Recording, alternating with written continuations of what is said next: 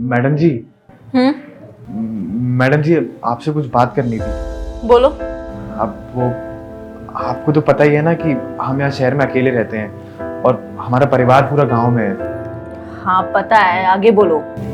वो हमारे ना पिताजी की तबीयत बहुत खराब है, उनको ना टीबी है। हम सोच रहे थे कि एक बार जाके उनसे मिलाते हैं। अगर आप इजाज़त दें तो हम कल शुक्रवार को निकल के और सोमवार से फिर ऑफिस ज्वाइन कर लेंगे।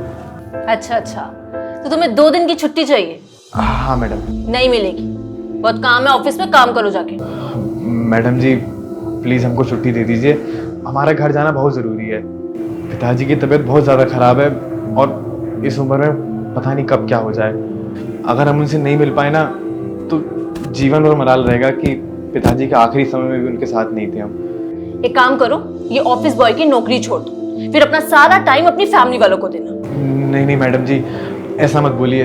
हम नौकरी नहीं छोड़ सकते हैं, हमारा पूरा घर इसी नौकरी से चलता है, पिताजी के इलाज का खर्चा भी इसी नौकरी से चलता है। फिर जाके काम करो, बहुत काम है ऑफिस में।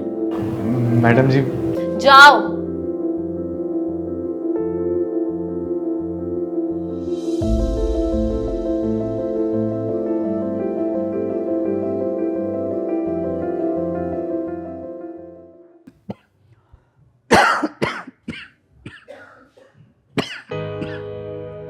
पिताजी।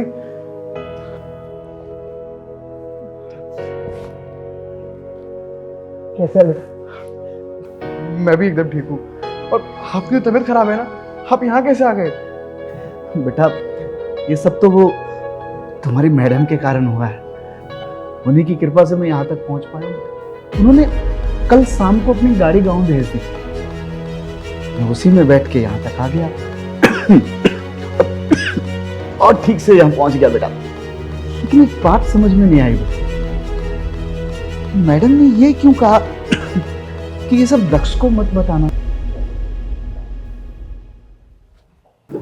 नमस्ते मैडम। मैम, आपने मुझे छुट्टी देने तक से मना कर दिया था और फिर पिताजी को गाड़ी भेज के यहाँ बुलाना। मैंने तुम्हें छुट्टी इसलिए नहीं दी क्योंकि जब तुमने मुझे बताया कि तुम्हारे पिताजी को टीबी है और तुम उनका इलाज गांव के किसी छोटे दवाखाने में करा रहे हो, तो वो मुझे सही नहीं लगा। इसलिए मैंने उन्हें यहाँ बुला लिया ताकि यहाँ इलाज इनका अच्छे से अच्छे डॉक्टर से हो और इनके इलाज में जो भी खर्चा होगा ना वो मैं उठाऊंगी। सच में? और अगर तुम गांव जाते भी तो तुम्हें 1-2 दिन में यहाँ आना पड़ता, और अभी तुम्हें तुम्हारे पिताजी के साथ रहने की सबसे ज्यादा जरूरत है, उनका ख्याल रखने की जरूरत है, और इनकी देखरेख में किसी भी चीज की जरूरत हो ना तो बेझिझक होकर मुझसे कह देना। आपका बहुत बहुत शुक्रिया मैडम, आपका बहुत बहुत शुक्रिया। हम लोग ये एहसान कभी नहीं भूलेंगे आपका। इसकी कोई जरूरत नहीं, और मुझे माफ कर दो, मैंने उस वक्त तुमसे बहुत बदतमीजी से बात करी, पर अगर मैं ऐसा नहीं करती तो तुम पैसा बचाने के चक्कर में अपने पिताजी का इलाज गांव में ही कराते और उनकी तबीयत और खराब हो सकती थी, इसलिए मुझे ये सब करना पड़ा। नहीं नहीं मैडम, आप माफ़ी मत मांगिए, आपने तो हम लोगों पर बहुत बड़ा एहसान किया। आपका बहुत बहुत शुक्रिया मैडम।